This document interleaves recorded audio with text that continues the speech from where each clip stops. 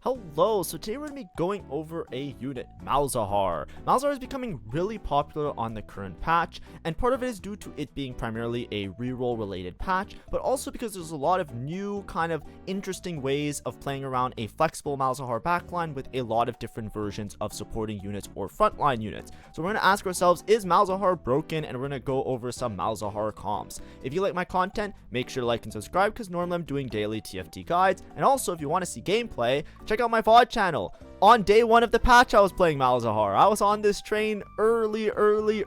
But either way, let's get into talk about Malzahar. So Malzahar has a couple things going for him. One of the big reasons why people are experimenting a lot with Malzahar is because of the new power-up that got added, which is called Noxious Trap.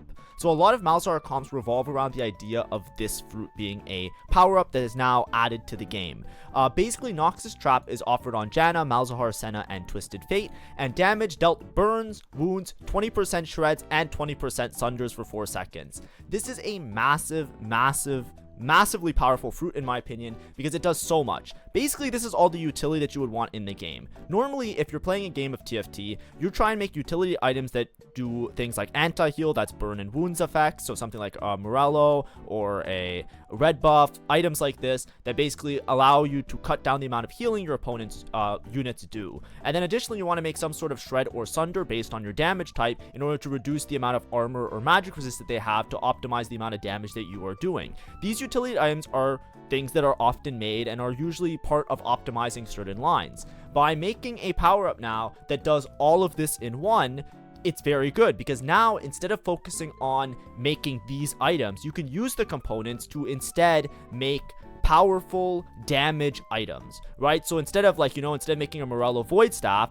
I can use the same components and I can make obviously these aren't the best items, but I'm just giving an example. I can rearrange my components in the same way and turn them into damage items to make my Malzahar do more damage, because instead I'm going to put a power-up fruit on the unit that is going to take care of the utility. Now obviously it's 20% sundering, it's 20% shred and sunder, it's not like 30%, so it's a little bit less optimized, but still this is just really powerful and really useful on the Malzahar unit. It's a little bit hard to hit, but it's one of those fruit digging things. There are other fruits that are good with Malzahar. You can play him from other stuff if you make shred or sunder or utility items. That's not the main reason why he's really popular right now, but it is a big hit. Now obviously these items aren't that good. Usually you want to build some different items, which we'll talk about in a second.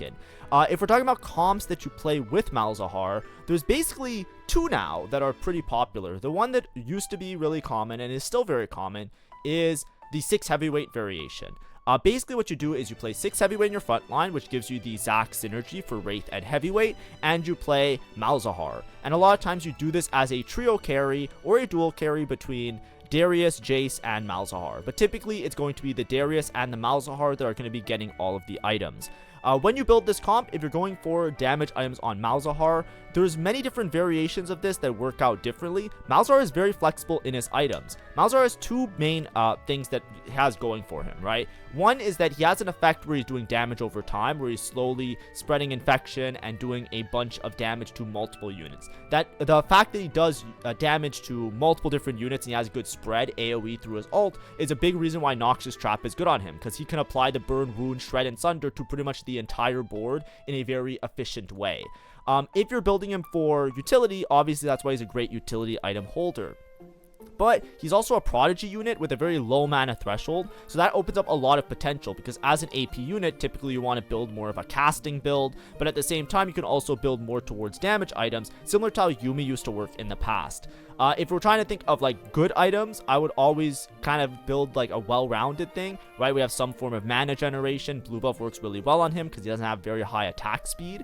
And then we have something like a jewel gauntlet to make his ult crit, and then we can either pair that with another crit item, or we can give him a damage item, something like either a giant slayer or a Rabadon's. Typically, Rabadon's is one of the better ones to go for, just more upfront damage. You can also go scaling with Archangels. This is what I mean by there's many different builds that work, but this is typically considered to be one of the better builds for him, just because we're taking, really good mana generation, make sure that he spreads his infection as fast as possible, because then we're basically applying all our effects to as much of the board as possible. We make our ults crit, so we have the crit scaling, and then we also have the Rabadon's, which gives us damage amp and base AP, which works out a little little bit better because some of the other damage amp items are a little bit awkward. For example, Giant Slayer, you know, when we're hitting the backline units, which is a big part of Malzahar's kit, is like sniping and killing backline units with this spread effect.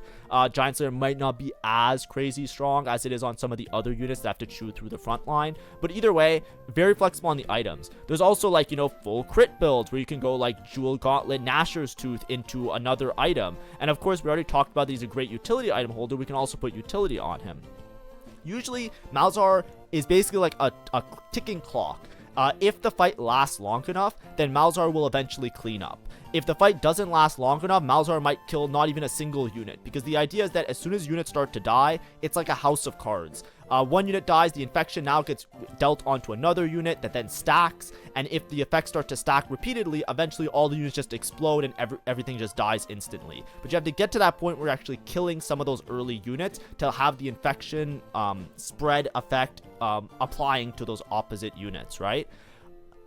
Darius for that reason works really well with this board. Heavyweight is really good at stalling out because you just have a bunch of tanky frontline units. Playing 6 heavyweight, even your low cost units are going to have a lot of HP that's going to make them hard to chew through. You get the mentor bonus from Kabuko that gives everybody durability as well. But then Darius also can really easily chew through some of those tanks, and that can start the chain rolling for Malzahar to get the infections to kind of like spread and stack on the other units on the board. So with Darius, usually you build him with crit because he already has decent stats, right? He gets some stats from heavyweight in terms of base AD, because heavyweights for HP convert some of that into AD, excuse me. And then also, if you level and you can activate Supreme Cell, he'll also get damage amp. But typically with Darius, you'll do something like a build like this, like Hodge IE, just to make him burst through units. But he's also really good in drain tanks type of scenarios. Sterix is really good. Obviously, it scales well with heavyweight. You can also build like a Bloodthirster. But basically, any AD items you can muster up are typically going to be good on the Darius. But typically, like a crit build or something where crit synergies are going to work out well because you have the AD and the damage amp from your other traits, so to speak. So this is generally the old or very common Malzahar comp. And currently on this patch, I think this comp is particularly great and really, really strong. But why is Malzahar being played even more than this? Because obviously if you have a Malzahar spot, you're playing heavyweights, you can just play this comp, whatever, who cares, call it a day. You know, typical reroll kind of meta, typical reroll kind of patch. What if I told you there's some new stuff that's coming up, which if you guys have been paying attention, you've been seeing it a lot. A lot of it is revolving around Crystal Gambit. So this board at a glance is going to look really wacky, but these are the new Crystal Gambit style boards. One of them usually revolves around Malzahar, and there's also one that you can play with Ahri. But today we're going to focus on the Malzahar one, and then I'll do a brief mention to the Ahri one. What is this? Well, this is a flex kind of board where we're playing 5 Crystal Gambit. What we're trying to do is play around Crystal Gambit either early game into mid game, get a cash out, and then play 5 Crystal Gambit. 5 Crystal Gambit basically gives you rewards for a certain number of kills, and what we're hoping to do is play around Swain, which is a really hard to deal with frontline unit, 3-star the Swain, and Malzahar, which also works really well as we talked about with the new fruit. He's a little bit more popular and definitely is a really powerful fruit on him. And then we also have like other effects that he can do, other great things. It works well in reroll especially. There's also a lot of good matches because Malzahar is basically the anti-stall killer, right? If another comp is trying to outstall you, Malzahar wins in the stall battles. Why is that? Because the way that he spreads his infection, he's eventually going to be hitting the backline units, and he usually hits the backline units first. So even with these heavyweight comps, they have favorable matchups into other reroll comps typically, because as long as the opponent isn't bursting down your front line and they're taking their time ramping up or taking their time with a really difficult to deal frontline unit, Malzahar usually kills the entire backline, and then the front line just sitting there for fun. That's like a big part of the kit, so it's why it's like a little bit more popular. This Crystal Gambit line, what you're trying to do is use the Crystal Gambit cash outs in order to cap very high. It's also really good as an option to play flexibly if you cannot necessarily play around the heavyweights or cannot find particular units to play around this. You can instead play around these Crystal Gambit units. We're talking about Crystal Gambit. Early game cash outs work really well for reroll, right? 0 to like around 170, you're basically getting a lot of gold, some extra components. Sometimes you're getting spats and frying pans. But then additionally, in this 170 cash out, you can also get duplicators, which gives you a really good spot to stabilize and be really strong around your 3 cost units. Additionally, 210 and 250, if you make it that far, but usually that requires multiple pushing of it, could actually give you some really good stuff that also helps you for reroll, because you get either a bunch of gold or some extra items or even some 4 costs. The main thing that you want to think about as well is the 5 Crystal Gambit loot kit table. So with this comp in particular, what you're trying to do, you can build a Malzahar in the same way. So I'll just put the similar items on the Malzahar just for sake of, you know, if you're referencing the slide or the picture that I have up here. Excuse me. Where's my Rabadon? There we go. The main thing that you're trying to do is win rounds. You want to win as many mid-game rounds as possible, because with 5 Crystal Gambit activated, you're going to get these extra loots. And the extra loots, if you get these cash outs based on number of kills, is going to put you in a really good spot. The low kill count, so 4 and 6, give you gold, which helps you to hit your units. Can give you 4 costs, which if they're one of the good 4 costs, you're very flexible with this comp. You can play them on your board. And then additionally, you have lesser dupes, which once again could just make you teleport to a 3-star. If you have lesser dupes from 6 kills and you get the dupes from the regular Crystal Gambit cash out that you played from your early game, all of a sudden you have like infinite duplicators. You just instantly teleport Malzahar 3, Swain 3, and you're just winning every single round very easily. Additionally, the high kill count ones are very powerful. You get really good Ornn artifacts. Manazane or Indomitable, both are really good for the comp. You can easily play Manazane on Malzahar and just spread the infection instantly, or you can easily play Indomitable on a frontline unit. You also get extra items, which caps your board really high, and at 12 kills, you can actually get a Strategist emblem. The only one that's kind of a little bit weird is the 9 kills, because Duelist emblem with the 50-50 is a little bit awkward, but all of these cash outs are great for reroll lines, especially if you're able to be strong in your mid game. So how does this comp kind of work? The idea is that you basically just want to send it after a Crystal Gambit cash out. You want to be well ahead of tempo and hit really early. Ideally, you stabilize around your 2-star units, and you want to hit some sort of flexible front line. The front line is very, very flexible. Here I just put Swain and Cassante because, I put Jarvan and Cassante because they usually cap really high. You get Wraith active and Protector active. But with the Crystal Gambit units, you have a lot of different options. Sometimes with this comp, you'll also see people reroll for Nico 3 because Janna gives the Protector synergy with the Nico. You can also play Juggernauts in some cases. I've seen in some like absurd cases, even like a Mundo being played on the board. You can play a Nico 3 and then you can go for 4 Protector on level up. You just don't play Jarvan, right? You play 1, 2, 3, and then on level 8, you play 4 Protector. Lots of different options. You can even play, a Bastion unit revolving around Swain. You can play a Sork unit. There's lots of flexibility, but usually you just try and play like whatever front line fits your board best.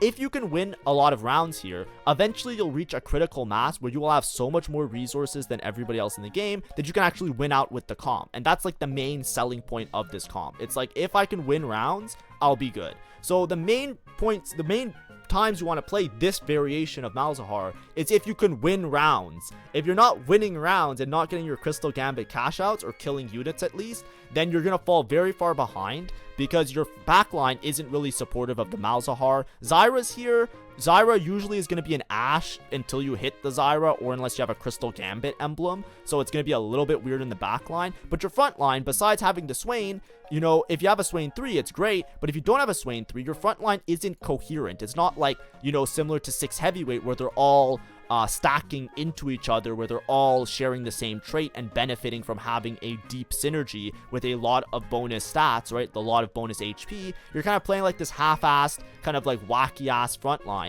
Now, obviously, Cassante's broken if you hit Cassante, but the whole lobby plays Cassante, so that's not like really the Giga out that's going to make you strong. So a lot of times you might be stuck at a low level, you might be stuck in a weird spot, and that's where like decision-making comes into play. This comp has a lot of cool, interesting things you can do. Sometimes if you roll and let's say you're contested, or let's say you can't find your units, a lot of times people actually level to level 8. They level to 8 to find the extra units, because so long as you're cashing out your Crystal Gambit, you're going to get dupes anyways. You can actually hit Swain 3, Malzahar 3 on level 8. Now, I would recommend rolling on level 7 to keep in line with like cashing out Crystal Gambit and being in a good spot in that regard.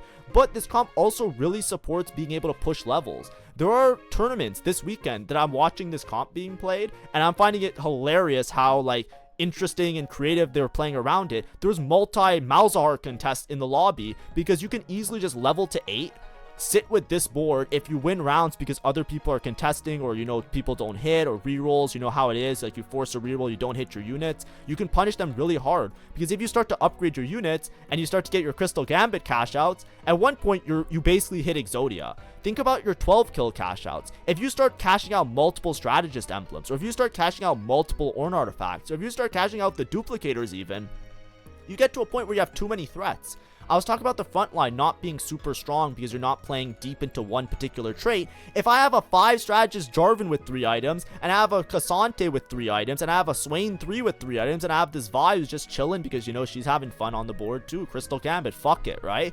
Like, it's gonna be impossible to chew through this if everybody has items, because these units are all quality units and all really disruptive. Also, if you hit a Zyra, obviously Zyra 2 got buffed, so she has a really high cap with items as well.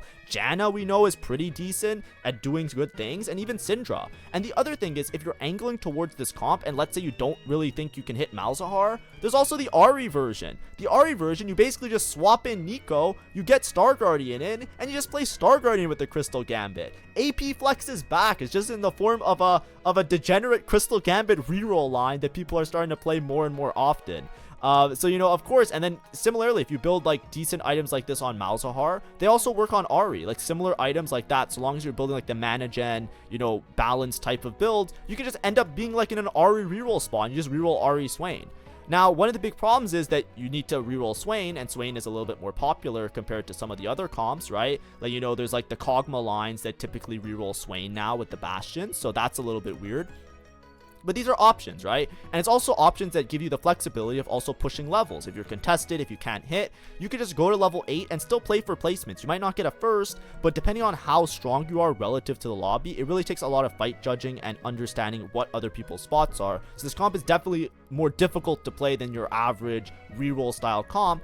If you're able to like actually get this engine going where you're getting rewards, at one point, even with a Malzahar 2, you will reach escape velocity. You will get to a point where with these items, if you're efficiently itemizing everybody and working towards making sure all your units are really powerful, you can even push to level 9 and you can swap in 5 costs, right? At one point, if you have enough resources, you can just fully pivot to a full legendary board. You can just play like Braum, Twisted Fate, like, you know, Zyra, Lee Sin, even like a Seraphine in some cases, Gwen. You could just get rid of all the trash and you could just pivot into a full legendary board on level 9, right? Like, you know, you don't even have to play 5 Crystal Gambit at that point. If you get enough cash outs, you can just drop some of the shitty Crystal Gambit units and just like move on, right? And just just slam your board with a bunch of 5 costs. Easy, easy, easy, right?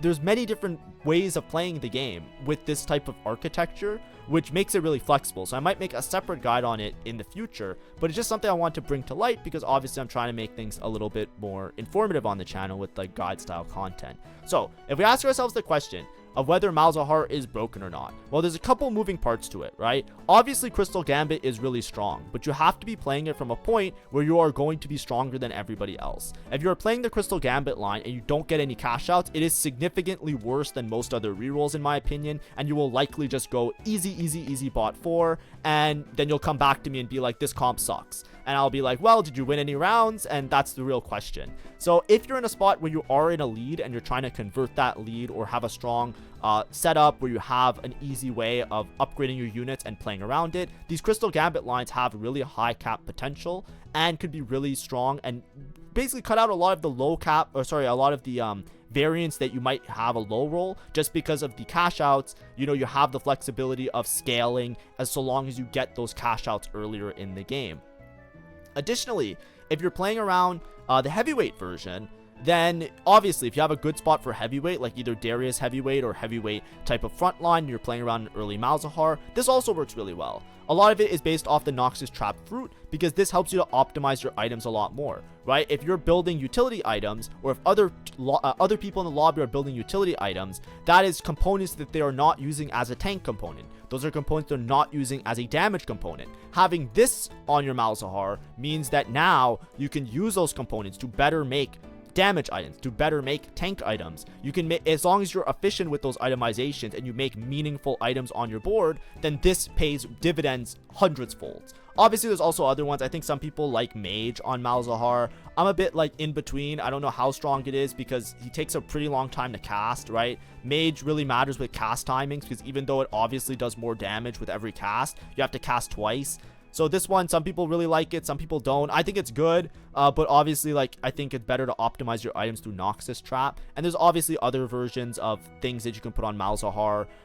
Scaling, like even an early Malzahar with Max Arcana, right, is really good. Max Arcana works nicely on Malzahar because he also, like, you gain AP as the fight goes on, like as the game goes on infinitely, based on all your takedowns. And Malzahar basically does damage to everybody on the board, so long as you're killing the units, you're always getting maximum Max Arcana value, which means that he can scale this really effectively and just kind of steamroll and like, you know, get those stacks to a point where you're at critical mass.